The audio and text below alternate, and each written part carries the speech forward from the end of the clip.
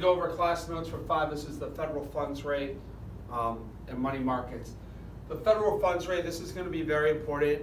Even though you're not a bank, you're probably never going to become a bank, you may not even work at a bank. The federal funds rate is overnight loans between banks. Why it's so important is the most important interest rate in the United States. It is arguably the most important interest rate in the world because it affects every other interest rate in the United States. So the federal funds rate sets all interest rates. It sets interest rates on when you go to get a mortgage. It sets interest rates on bonds that the U.S. government issues. It is the interest rate. So that's why it's so important, and it is controlled by the Federal Open Market Committee. This is the conversation of the last lecture, and the Fed will set the federal funds rate. This is going to be our model in Unit 3, Money, Banking, and the Financial Market. So this is the money market. It shows on the y-axis we have the interest rate. Think of it as the price of money. On the x-axis we have the quantity of money. And this is going to end up showing the liquidity, the supply and demand for liquidity of money. So the supply, this is controlled by the Fed. The Fed can increase or decrease the supply. It is autonomous. It is not dependent on anything. It is an independent variable. If they want to increase the money supply, regardless of what the interest rates are, they can do that, and vice versa. In fact, the money supply will end up setting the interest rates. There is, as we'll see when we talk about the classical theory of inflation, there's a relationship between price level and money supply. But we'll talk about this, we've talked about in class, scarcity. The more scarce something is, the less of it is, the more valuable it is.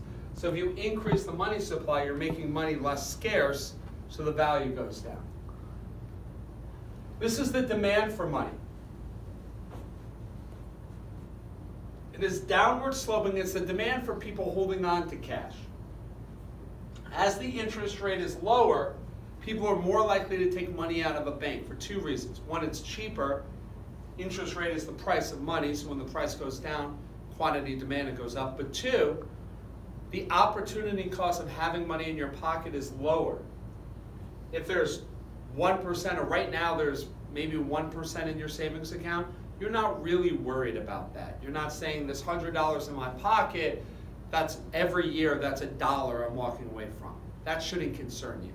But if the interest rate is 10%, 20%, 30%, now that's a sizable amount of money for holding on to cash. You'd rather that money be in the bank.